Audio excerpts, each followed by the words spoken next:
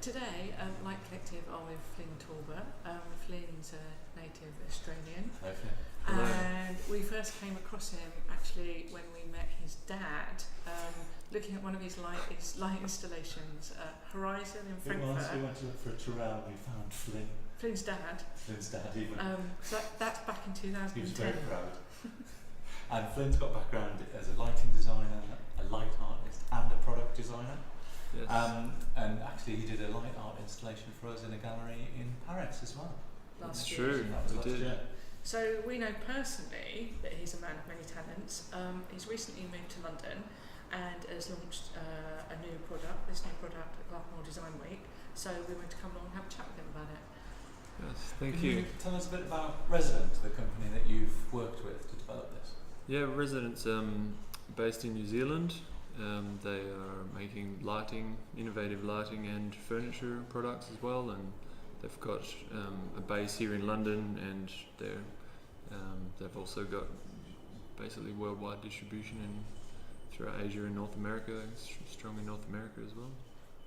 So what's the sort of product design scene like in New Zealand? I don't know, because we just do everything remotely, and I catch up with the guys when we're in the same place. Last year, for another product I did with them before this, we were in New York for the ICFF fair, and this one was first shown there as well, which is just a few weeks before Clerkenwell. But it's just Skypes and emails and drawings and pictures of weird models and stuff like that. To me, it's much more functional than the stuff you've done before. So, and it's sort of quite a different product idea for you. Yes. What inspired you with Echo? Sorry, I should have said it's called Echo, isn't it? Yeah, it's called Echo. So it's basically a brief from Resident. So they're strong in decorative pendants and floor lamps, but they wanted to get into the technical market. So as we all know, there's many technical spotlights exist in the world. So I thought, what can we do that's different, and all of my work, even though some of it's in the world of design and some might come under the art banner, it's all about connecting people in light for me. So I wanted the two main things of this product is what can I do with the light distribution side, and what can I do with the actual form of the product to make it somehow different. So I didn't want it to be a minimal cylinder or a box, which was trying to be part of the architecture. I want it to be an object which is connected to the architecture but designed for people to use. So from the very beginning I just had organic shapes in mind. So the rear dome is, it's soft like the human hand when you're adjusting it, because it's designed for people to use at the end of the day. And even thermally how it works, the front dome gets hotter than the rear dome, so it's just a little bit cooler for to touch with your hand. And in terms of the light distribution side, the brand Sora, which I'm sure you know, many people in the architectural lighting world know their brand. They brought out a new light engine, a module designed for people to build into their spotlights, I think maybe 18 months ago or 2 years ago. What made you choose that as a light source? Well, it's just the flexibility that it offers. So, for those who don't know, just make this look super easy. You do good. It's easy for Resident to make, because every spotlight, every Echo product comes with the base 9 degree beam, so 1000 lumens, 9 degrees, and then on top of that you can snap on any accessories if you want to change the beam angle, if you want to change the color temperature. So it'll be standard 3000K. You can snap a lens on to change the 9 degree to 36 degrees. Another lens, which I have in front of me, will change the color temperature. If you want to cut the visual glare off a little bit more and just have the pure beam, you've got the... Are they magnetic the way they're going on, or is that? Yeah, magnetic. That's really slick. So it's quite impressive. This is just a single LED chip, which is directly behind the magnet, so the optics are bending the light around the magnet and creating just a single beam, as you would. So you haven't got any multi-chip stuff with strange shadows or anything like that, just pure light. So we've got a product which has got a simple but iconic shape, and then with the Sora module there and the flexibility of beams, beam angles and different things you can do with the light. So out of the box, it's 9 degrees. Yes. And then what are the different attachments that you've got for it? You've got some different beam angles. There's quite a few. There's I just heard they brought out a new 4-degree one the other day as well. That's so an attachment, or I don't know. Wow. We need lighting designers are going to like that. Yeah, so if you've got a tall ceiling gallery space or some retail thing, you really want to focus in on an object, what we might end up doing is starting with a 4-degree and then having the lenses on there. So you've got 25, 36 and 60, which is linked to kind of halogen beam spreads, and then there's a color temperature shifting one, so you can go 3000K, 2700, I think they go all the way down to 2200 if you want to go super warm. When we first came in, we were touching and stroking the spotlights because they've got this nice tactile finish. And they're heavy. Yes. Flynn, tell us about the finish. It's called a rubberized paint finish, where they the base layer is matte white, but then to achieve this extra matteness, it's built up with layers of clear over the top, and then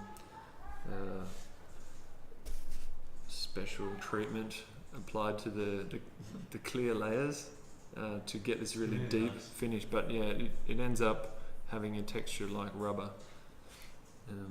But all these little 1% details together help to make the product kind of look simple from afar, and then you get closer and you're like, oh, it's more, hopefully more something considered. Something like that doesn't come out in a photo or.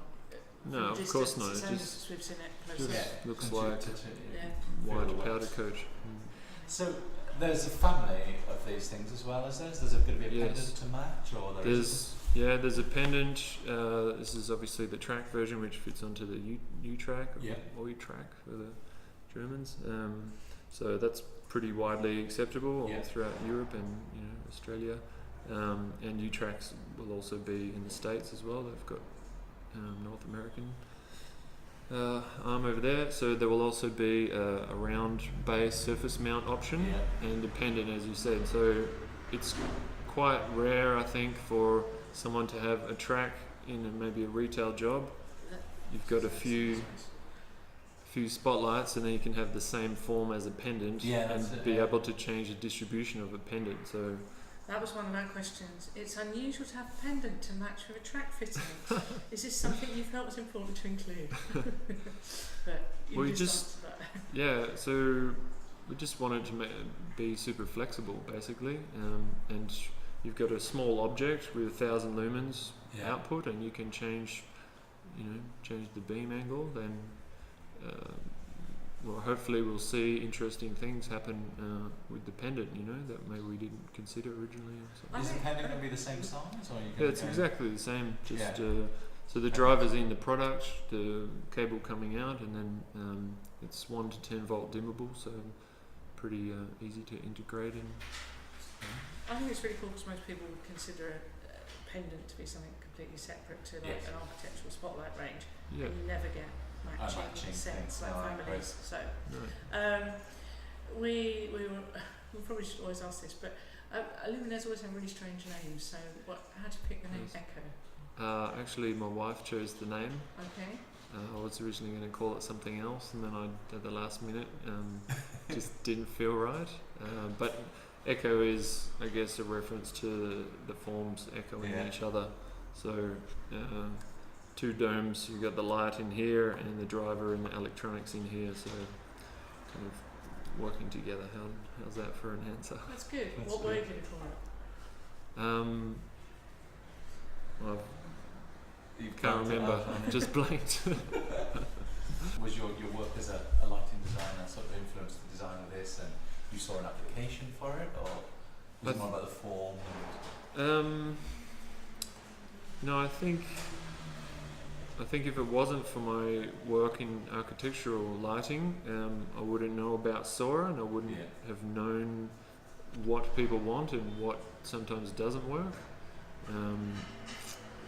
Like the use of U-track, and I know we needed reliable dimming, and how tricky it is to order your product. Sometimes you need something really fast, or you need to change your mind for some reason. All of these things are kind of part of it, part of the story.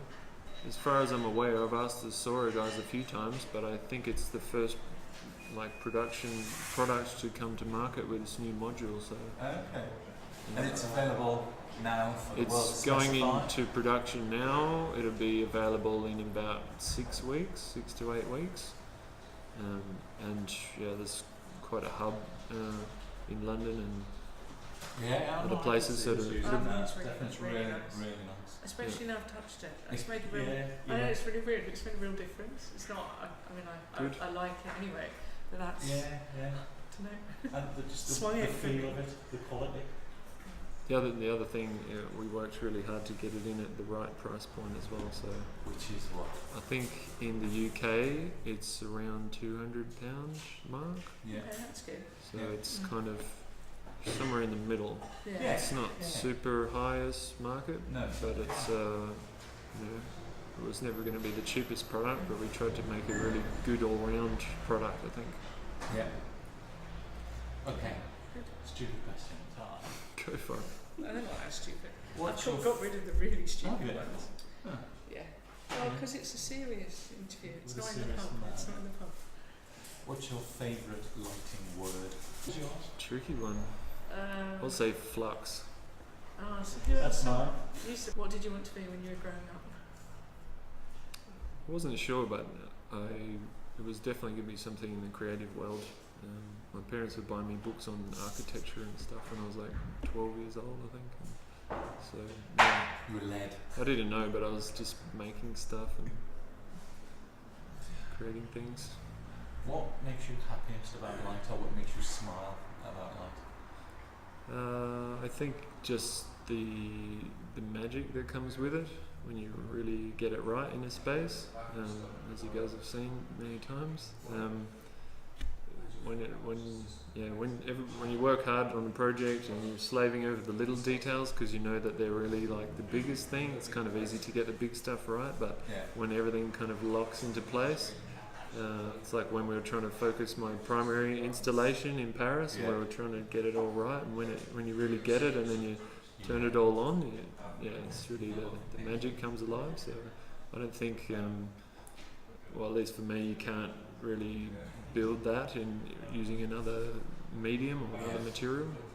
Cool. Well, and I was just going to do that last one because I'd like to know the answer. Have you got any words or phrases that you overuse, you think? Overuse? I do say magic a lot when I'm talking about my products and stuff.